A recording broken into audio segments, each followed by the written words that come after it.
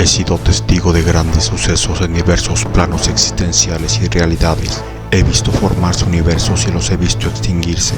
He presenciado el inicio de realidades y el colapso de dimensiones en un parpadeo de mis ojos. He visto civilizaciones llegar a la cúspide de la evolución, al mismo tiempo que presencio su vulnerabilidad cuando desaparecen. Puedo caminar libremente entre el espacio y el tiempo, entre la destrucción y la creación, entre el orden y el caos. Me conocen como el ente intocable, invisible e innegable. Me han llamado el profeta del fin de los tiempos. Me llaman el Dios indiferente y el escriba del omnipotente. Soy Ipsor, el contador de historias. Historias terroríficas, mundos alternos, el Dios transformador. Muchas veces nos preguntamos cómo sería el paraíso, qué diferente sería de este mundo y qué cosas podemos o no podemos hacer en él. Muchas culturas lo describen como una realidad tranquila y felicidad relajante de la que disfrutaremos para toda la eternidad. Otras hablan de que volvemos a ser uno con el Creador. En esta ocasión, el ente nos trae la historia de un Dios artificial que busca de hacer de esta realidad el paraíso para que no tengamos que esperar hasta llegar al verdadero. Siena caminaba por una vereda en un bosque después de despertar. Era una mañana especialmente fría como a ella le gustaba. Había tomado café y comido un buen sándwich de queso. Su especialidad era la fotografía de la naturaleza. Sus trabajos le habían hecho ganar algunos premios y reconocimiento de la comunidad internacional. Ese año quería ganar el mayor premio en el mundo de la fotografía.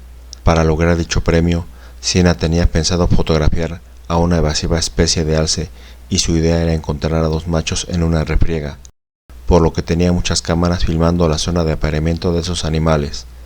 Sus esfuerzos y paciencia tuvieron recompensa cuando en un claro de luna dos magníficas bestias se veían frente a frente, por lo que preparó de forma remota su cámara y grabó a los alces iniciando una especie de ritual de desafío, en el que dieron varias vueltas hasta que se levantaron en sus patas traseras para luego hacer chocar sus cráneos y astas, engarzándose en una lucha singular, en la que Siena logró muchísimas fotos dignas de reconocimiento. La sesión había sido un éxito y la fotógrafa fue a recoger su equipo. Tras la marcha de las dos bestias, una vez que la de la mayor majestuosidad impondría su linaje. Sabiendo que aún tenía tiempo, Siena quiso quedarse a tomar más fotos y a disfrutar del paisaje. No tardó en descubrir que había sido una buena decisión al encontrar con sus múltiples cámaras a una extraña criatura que se arrastraba como si de un caracol se tratase, solo que era tan peludo como un perro y del tamaño de un oso. Jamás había visto algo similar en su vida, pero lo que sí sabía por sus amplios conocimientos de zoología era que la existencia de ese animal era imposible. Siena dejó todo lo que hacía para saber qué era y fotografiar de cerca lo que sería una foto más extraña que la de los dos alces. Al llegar al lugar, la intrigada fotógrafa encontró algo peor de lo que había visto en la cámara. La criatura que tenía frente a ella tenía múltiples ojos y apéndices que parecían patas, atrofiadas al grado de que solo le servían para arrastrarse como si fuesen patas de oruga. La criatura emitía gritos horribles de dolor y parecía perseguir a Siena, pero ella tenía la impresión de que tal vez quería que se apiadara de su sufrimiento y le diera final a su agonía. La fotógrafa no tuvo el valor de hacerlo y solo optó por salir, dejando aún algunas cámaras de video, terminando abruptamente con sus vacaciones, tanto por la mala experiencia de que no podía sacarse de la mente la imagen de los chillidos lastimeros de aquel animal, como por el miedo de que aquellos lugares hubieran estado contaminados de radiación, aunque sabía que debía haber mucha radiación para lograr tales deformidades. Una vez que llegó a su casa, Siena tomó un baño para después asistir al doctor con el fin de que analizaran sus niveles de radiación. Solo tomó unos minutos cuando los análisis le fueron entregados. Estos no indicaron niveles altos que pusieran en riesgo su vida. Cuando por fin pudo inscribir sus fotografías al concurso, puso toda su concentración en la terrible experiencia y compartió las fotos de la criatura con especialistas conocidos, haciendo que estos se interesaran en el origen de tal fenómeno, aunque habría que corroborar que se tratara de una peligrosa fuente de radiación, por lo que Siena y los especialistas acordaron que querían investigar, conscientes de que tenían que ir preparados para enfrentar alguna fuente de radiación o una enfermedad nueva y terrible. 4 días después, Siena iba acompañada de Leandro, un virólogo experto con el que tenían una gran amistad, además con David y Sonia, una pareja de físicos expertos en radiación, sumamente interesados en lo que podían descubrir en el interior del bosque. Leandro además era su exnovio, y ya estaba comparando los efectos de la posible enfermedad que afectaba a la criatura, y no había alguna que lograra tales efectos en los que fuese que Siena fotografió de la manera que mostraban las fotos.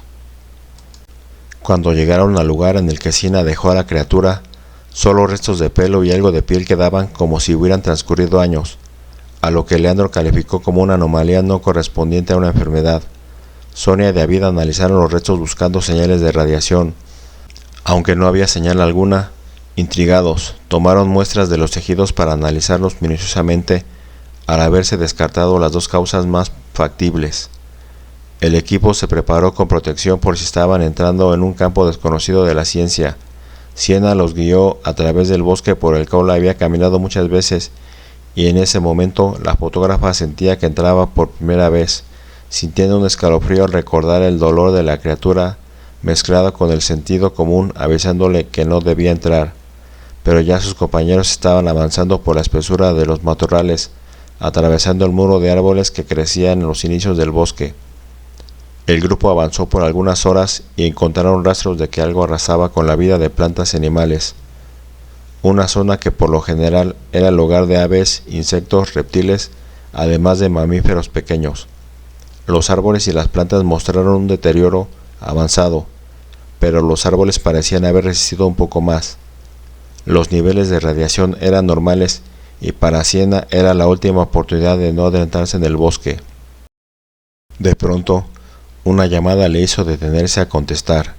El motivo de la llamada era para notificarle que las fotos que había enviado al concurso estaban descalificadas cuando los jueces detectaron algo que parecía la evidencia de que habían sido manipuladas al encontrarse detalles en uno de los animales como una pata extra apenas perceptible y una cornamenta más grande de lo habitual.